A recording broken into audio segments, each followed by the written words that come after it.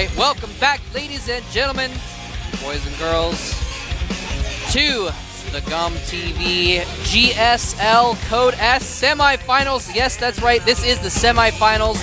We're tied at 1-1 right now. GanZI is that player on the right, MVP on the left. The person between those two to win 2 more games will be going to the finals in Anaheim. They will be flying to California to participate in the finals at Blizzcon, and that is almost as much of a prize as getting into the finals itself, man. That is actually pretty cool to be able to go overseas to Blizzcon to participate. Yeah, of course. Both these guys have been overseas before and have done quite well, and I'm sure whichever one of them goes to the finals will show us some exciting matches. Indeed. Our next map is going to be Terminus. We're going to jump into that very soon here. Will GanZI tie it up, or will MVP pull ahead? Let's find out in GSL Code S.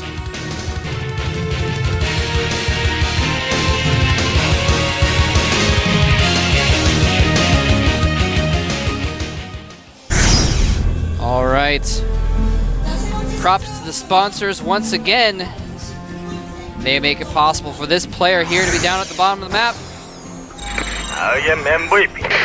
I actually misspoke earlier. I said tie it up, but actually it's already tied up. That's all right. We knew what you mean. Yeah. We knew what you meant, rather. And there he is. MVP. Actually got to the round of 8 of Brood War tournament before switching over. And here is his opponent. GanZI wins. He'll probably run into the booth of MVP and tie him up quite literally. And then when the next game starts, then of course GanZI will be able to win because MVP won't be able to mine or do anything. Yep, because it'll be tied up. Yeah, that's what you meant. Yeah, that's what I meant. Yeah. GanZI, of course, is an okay Brood War player as well, by the way. He's been on stage in Brood War tournaments as well, although just in the very low levels or in Pro League. Now, a gas first was made by GanZI, and these are really good positions for Cloak Banshees, for example, if that's what he's got in mind. Huh.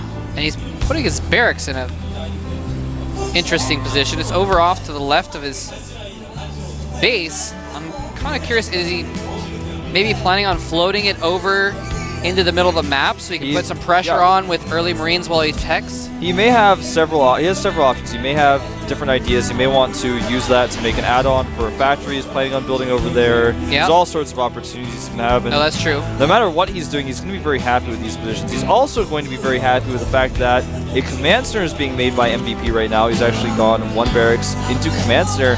Now GanZI has actually made his factory on the other side of his base, so now it's going to be very difficult for MVP to scan or get an SCV in to find out what's going on. So what GanZI has done here is put his buildings on 2 different positions, and he can choose whichever one he wants for the starport based on where his opponent spawns. So when he finds out where his opponent is, he's going to use that tech lab on the barracks to make his starport most likely. Yeah, that's very interesting. I was a little bit puzzled. Yeah, he could have also gone in to put the factory next to it and then gone for like a drop or something like that. Drop Hellions. But he is going to, in fact, make the starport on the tech lab like the barracks made, like just like you said. Yeah. He had 2 different places, 2 different possibilities. And there goes the starport. Only 1 gas, so we're not going to see Cloak, but this Banshee expand could be quite good against someone who's spawned at these positions and also someone who has gone for 1 barracks command center, because with good Banshee micro, Banshee can beat almost infinity Marines on its own. Yep, Banshee outranges Marines by 1, and especially when you have kind of open space that you can go off into. And hold on to that thought, GanZI's Hellion stops the SCV from getting into his base, so no scouting at all for MVP. He was able to see that the tech has been taken, though. Well, yeah, I mean, he saw the Hellion, but... Yeah, he knows that it's not a 1 barracks expand. He knows it's not a command center first. He knows he's going to have to play a little bit defensively here. He's going to want to make a Viking first, absolutely, from his starport. MVP doesn't even have a starport yet, though, is the thing. No, he does not. And just finished his factory, and what's he going to do? Is he going to make a starport at all? There he goes. There he goes. Okay. Scans. There we go. He does not see the starport. We're like saying the same thing at the same time. We haven't casted enough yet that we can say the same thing at the same time like Taste Doses yet, though. And here's the Hellion putting some pressure on, seeing what's going on in MVP's base, sees a few Marines. Yeah, I wanted to put a little bit of pressure on those Marines, but decided to get out. And especially, I mean, I'm surprised he didn't put a little bit more pressure on, because if he can hit a line of Marines with a Hellion, they're softened up for that Banshee to kill them faster as well. Very true. Now that Banshee is moving out right now, and the Tech Lab has been switched onto the factories, which is immediately going into Blue Flame. And the Marines are actually not in the right position here. Very interesting. He's going to take out an SCV or two before engaging those Marines. Not the best control here by GanZI, actually taking a lot of damage on that Banshee. Oh, wow. That's good control there for you. That was good control, even bothering to take a couple pot shots behind that Banshee, which was pretty dangerous move, because if he pauses for a moment, oh, this Viking might finish it off, though.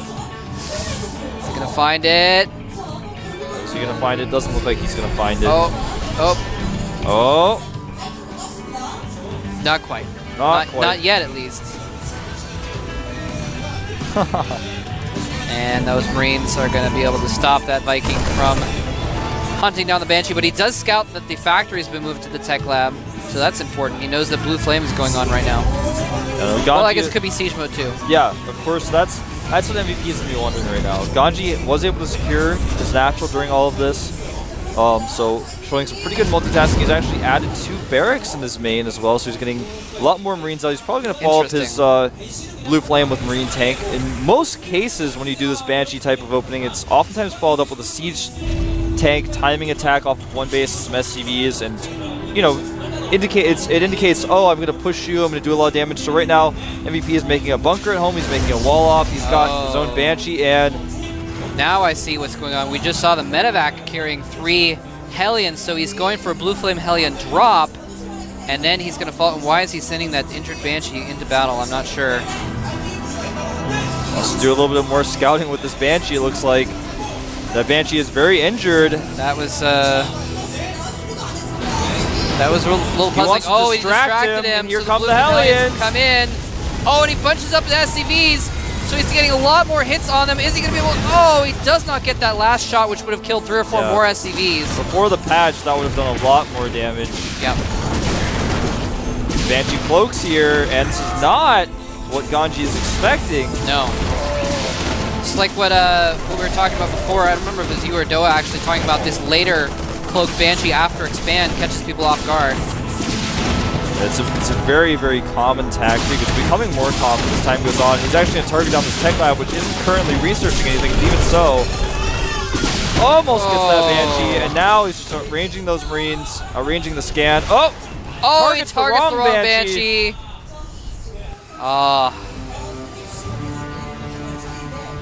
Was the closer one. Maybe he didn't have a chance to target it before it fired.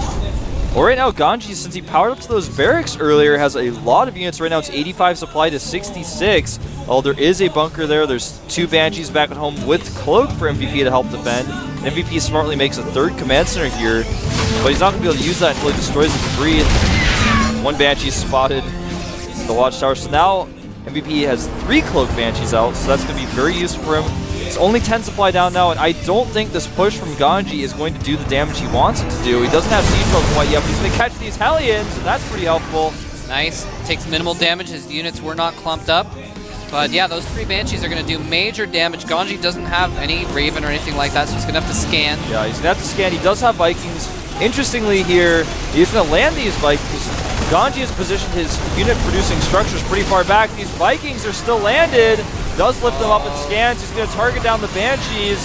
Actually goes to the Viking first, but there are too many Vikings, and it looks like this push has failed, and GanZI, with all of his units on one hotkey, moves his siege tanks around, does not save them or pull them back with the medevac, losing both of his tanks there.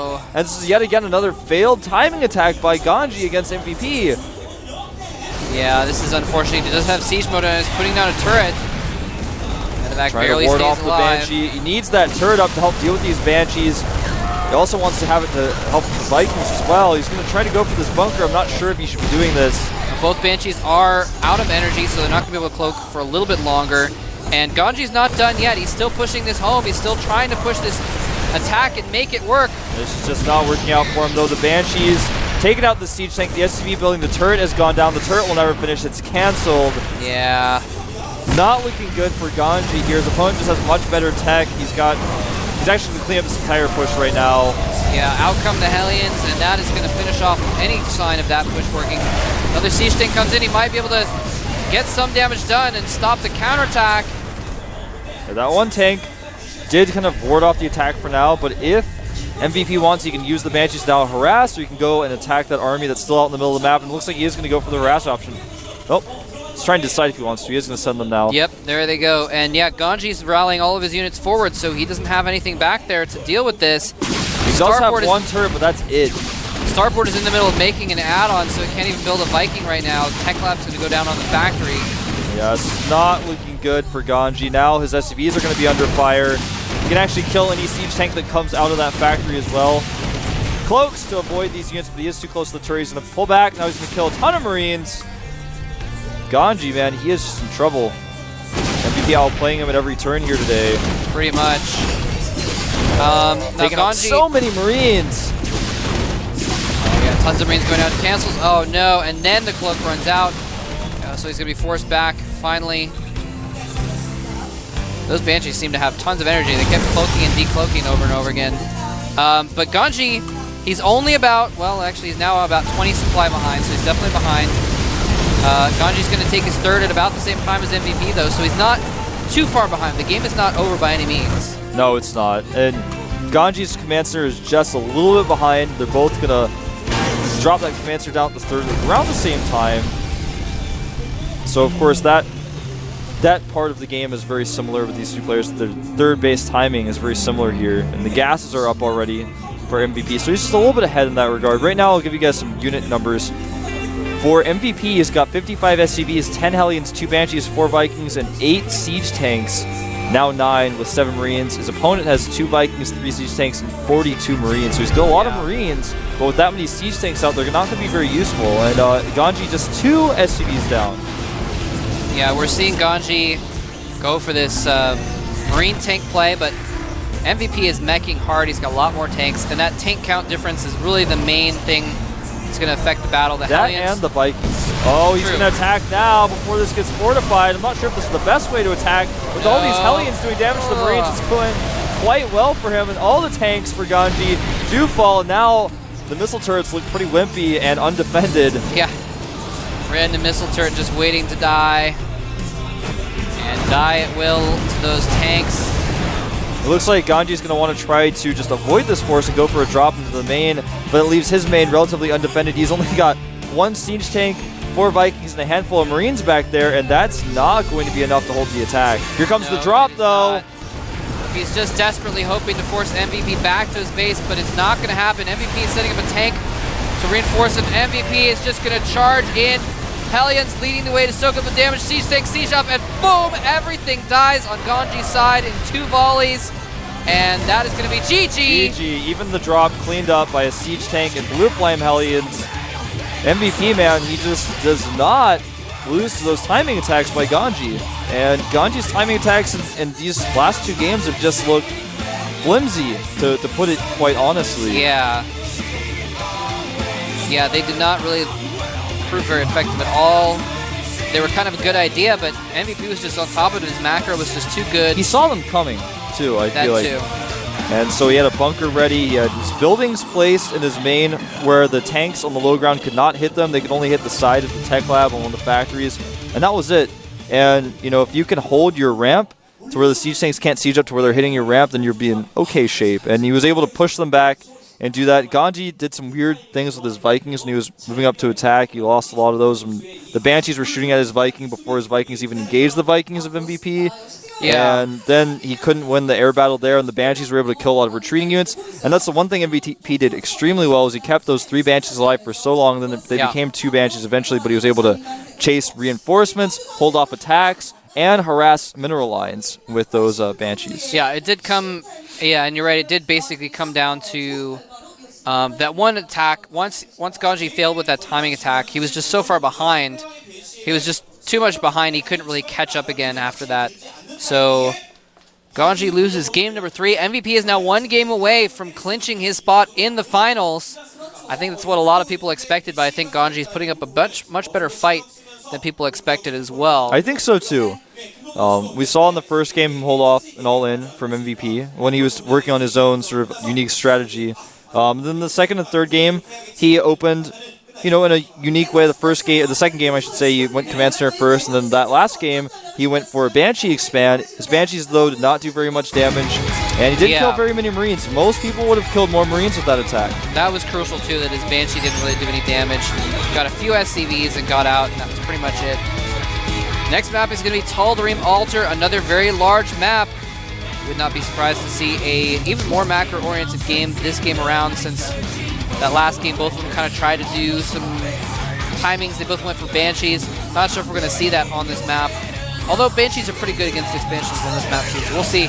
Anyway, GanZI needs to win this game or he will be eliminated. We're going to find out if he can pull it off here at the GSL Code S semifinals.